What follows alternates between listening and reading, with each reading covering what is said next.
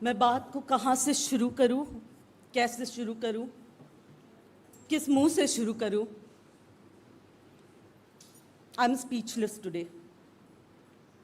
हमने कभी नहीं सोचा था कि न्यू इंडिया में महिलाओं के साथ ये भी हो सकता है। जब से कल मैंने ये वीडियो देखा है, उसके बाद मैंने जब भी अपने आंखों बंद किया है, उन बेटियों का तस्वीर मेरे सामने आता है, जैसे कि वो रो रहे हैं, जैसे कि वो गिड़गिड़ा रहे हैं कि बचाओ हमें, बचाओ हमें। नहीं, हम दुनिया को अपना मुंह नहीं दिखा सकते हैं। 150 करीब मौतें हुए मणिपुर में। 65,000 पीपल होमलेस हो चुके हैं। ऐसे कई घटनाएं हुई होगी जहां पे महिलाओं के साथ ऐसे बदसलूकी किया गया है। बदसलूकी तो एक बहुत छोटा शब्द है।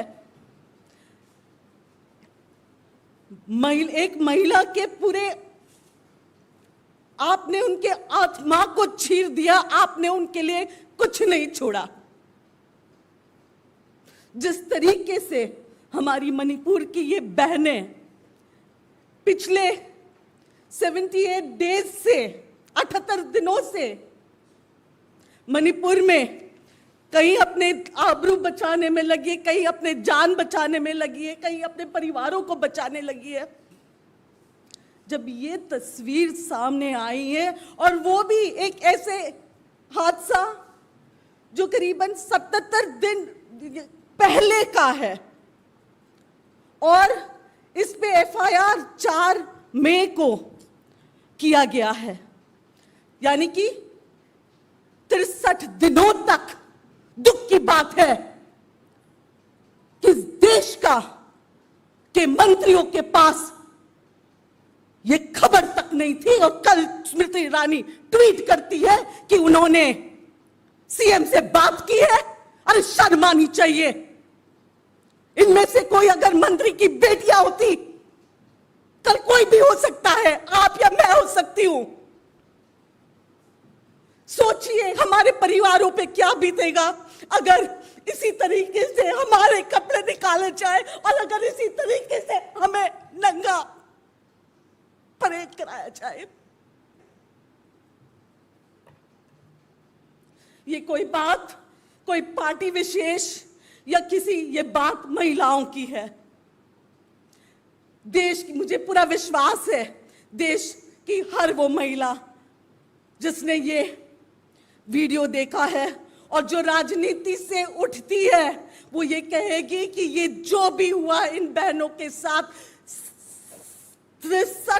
63 डेज के बाद भी अगर एफआईआर लॉन्च हुआ है, और केंद्र में बैठे प्रधानमंत्री और स्मृति ईरानी जी जो women and child development minister और सारे महिला मंत्री अगर चुप है, इसका मतलब यह है कि वो चाहते हैं कि मणिपुर में हिंसा हो, वो चाहते हैं कि देश में कम्युनलिज्म हो, वो चाहते हैं कि ऐसे वारदात हो।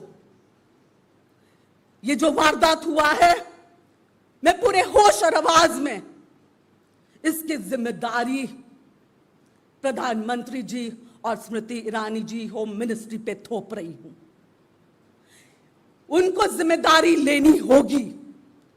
स्मृति ईरानी जी, मैं आपको याद दिलाना चाहती हूं, सत्ता में बैठने से पहले जब आपने ही हाउस में कहा कि ऐसे वारदातों पे, महिला रिलेटेड वारदातों पे आपको ऑल पार्टी मीट बुलानी चाहिए, आप तब के सत्ता में बैठे हुए पार्टीज को, सरकार को नसीहत दे रहे थे। अब जब आप खुद सत्ता में हो, तब आप सभी मणिपुर के इश्यूज पे चुप क्यों हो? मणिपुर में जब किसी की जब हमारी देश की बेटियां, क्योंकि मणिपुर की बेटी कोई मणिपुर की बेटी नहीं है, वो पूरे देश की बेटियां हैं।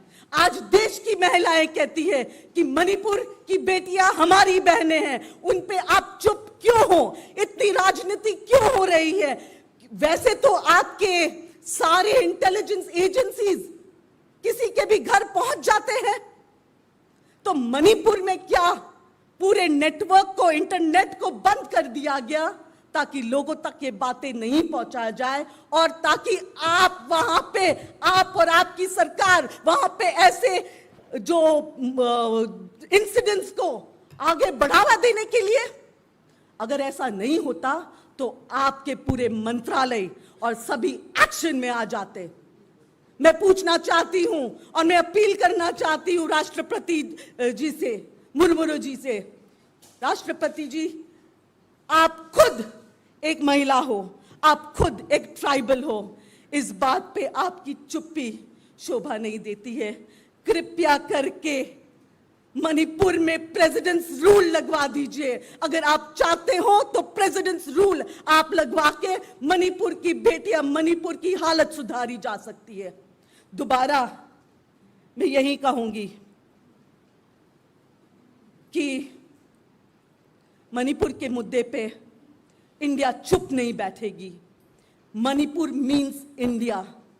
India will stand for Manipur. और हर वो बहन जिसने कल ये वीडियो देखा है और जिसकी रूह कांप उठी है, हर वो माँ, मैं अपील करती हूं देश के पुरुष भाइयों से, आपका जन्म भी एक माँ के थ्रू हुआ है, आपके घर भी माँ बेटियां है, बीवी, भगवान न करे ऐसे हरकत आप में से या हम में से किसी के परिवार के इंसान के साथ हो। जिम्मेदार हम सब रहेंगे। उठिए पॉलिटिक्स से ऊपर और मणिपुर की बेटियां, देश की बेटियां के लिए एक आवाज बने।